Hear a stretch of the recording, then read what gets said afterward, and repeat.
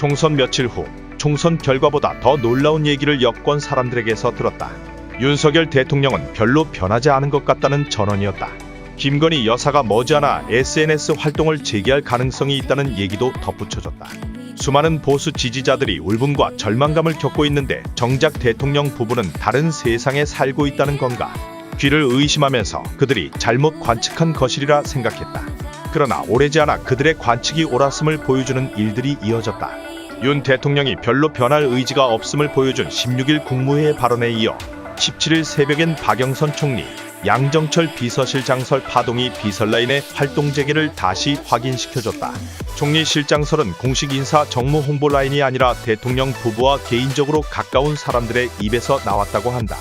윤 대통령은 총선 참패의 원인이 한동훈 대표와 당의 잘못 때문이라는 인식을 갖고 있다고 한다. 공천 개입을 자제하는 등 당을 위해 그렇게 해줬는데도 선거를 망쳤다는 것. 부정확한 인식이다. 참패의 원인은 99% 대통령이 제공했다. 최고 지도자가 모든 허물을 안고 가야 한다는 도의적 정무적 차원에서의 표현이 아니다. 객관적 실질적으로 분석할 때 거의 전적으로 대통령이 패배 요인을 제공한 선거였다. 물론 윤 대통령 이외에도 패배 원인은 100가지도 넘게 꼽을 수 있다. 하지만 100개를 다 합쳐도 총량에서 전체 원인의 1%가 안 된다. 윤 대통령이 국민 과반수의 미움을 사게 된 근본 원인은 자신의 최대 장점이고 경쟁력인 공정 이미지와 정반대로 행동했기 때문이다. 부인을 감싸고 돌며 사과마저 거부하고 오만과 불통 이미지를 끊임없이 각인시켜준 결과다. 조국 추미애가 대통령 윤석열 탄생의 1등 공신이었듯 이젠 품앗이하듯 윤 대통령이 조국 추미애 부활의 1등 공신 역할을 해준 셈이다. 대통령이 힘과 권위, 신뢰를 되찾으려면 공정 이미지를 회복해야 한다. 유일한 방법은 김 여사 문제를 국민 다수가 고개를 끄덕일 수 있는 수준으로 처리해 매듭 짓는 것이다. 여기서 말하는 국민 다수는 이념적 당파적 스펙트럼을 좌극단 1, 우극단 10으로 가정할 때 4에서 8 사이의 중도 온건진보, 온건보수 성향 사람들을 뜻한다. 대통령 주변의 비선 강경파들은 하나를 내주면 열을 요구할 것이라고 만류하겠지만 천만의 말씀이다. 이래서 삼좌파는 하나를 받으면 열을 요구하겠지만 그들은 어떤 경우에든 그러는 세력인이 대책을 세울 때 아예 고려의 대상에 넣을 필요가 없다. 오로지 3에서 8 국민들만 바라보고 전략을 세워야 한다. 이들이 외면하면 정권은 고립된다. 줄 건 주고 받을 건 받아야지 계속 감싸기만 하면 하나가 아니라 전부를 잃게 된다. 첫걸음은 검찰의 엄정한 사법처리다. 김 여사를 빠른 시일 내에 공개 소환하고 압수수색을 포함해 적극적 수사의지를 갖고 임해야 한다.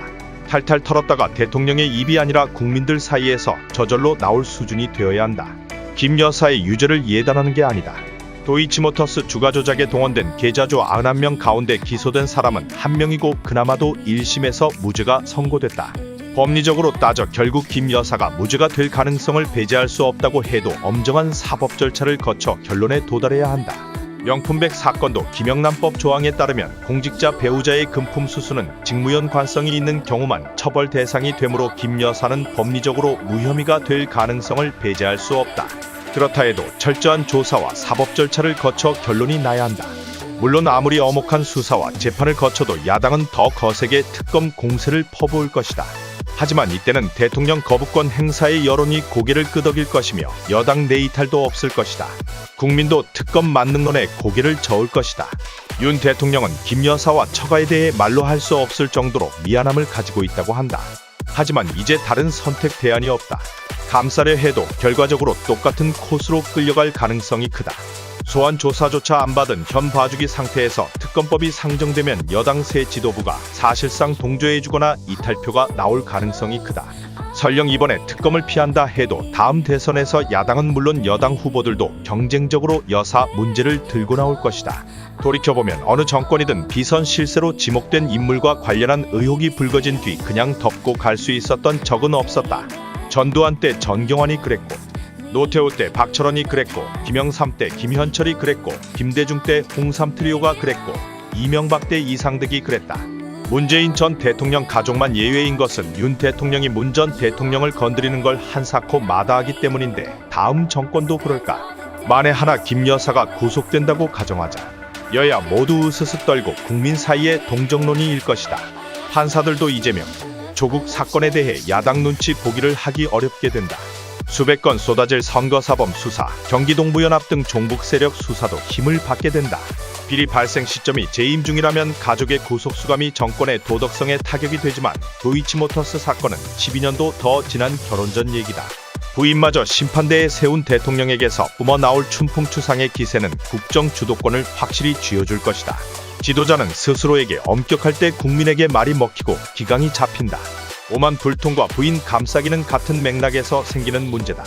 내가 대통령이니 가족의 바람막이가 되어줄 수 있다는 오만, 법에 규정된 특별감찰관이라도 내가 싫으면 비워둘 수 있다는 생각, 내가 뭉개고 가자고 하면 그렇게 되는 거야라는 권위의식이 진솔한 사과 대신 아쉽다고 눈치고 가는 KBS 대담으로 이어졌고 결국은 호미로 막을 걸 가래로도 못 막을 상황을 자초했다. 권위의식은 윤석열 리더십의 근본적 문제다. 취임 초 주변에서는 대통령이 컨보이경호차 행렬을 너무 좋아한다는 말들이 나왔다. 참모들에게 버럭하는 경우도 적지 않다고 한다. 그래서 대통령실 주변에 오대수란 은어가 돈다. 오늘도 대충 수습하고 간다는 뜻이다. 이래선 어떻게 소통이 가능하겠는가? 50분이란 별명이 붙을 정도로 경청보다는 가르치려 드는 대화 스타일도 바꿔야 한다. 당장 나라에 닥칠 상황은 험난하다. 경제 환경은 고물가 고환율 고금리고 미국 대선, 중동전 등등 악재가 겹겹이 쌓여간다. 이를 헤쳐가며 4대 개혁을 하려면 국민 신뢰가 절실하다. 혹여라도 윤 대통령이 여태 103석으로도 꾸려왔고 이제 108석인데 여태 해왔듯 밀고 가면 되지 뭐가 문제냐. 개혁만 꾸준히 해나가면 국민이 평가해줄 것이라 생각한다면 큰 착각이다. 이렇게 불신당하는 상태에서는 개혁이나 정책도 힘을 받을 수 없고 우파 대통령의 권위주의 일방통행 불통에 5년간 진저리를 친 국민은 다음 대선에서 좌파로 기울 것이다. 지금 근본적 변화를 거부하는 건 앞으로 3년을 까먹는 건 물론이고 보수의 미래, 이 나라 자유민주주의와 시장경제의 앞날을 망치는 것이다.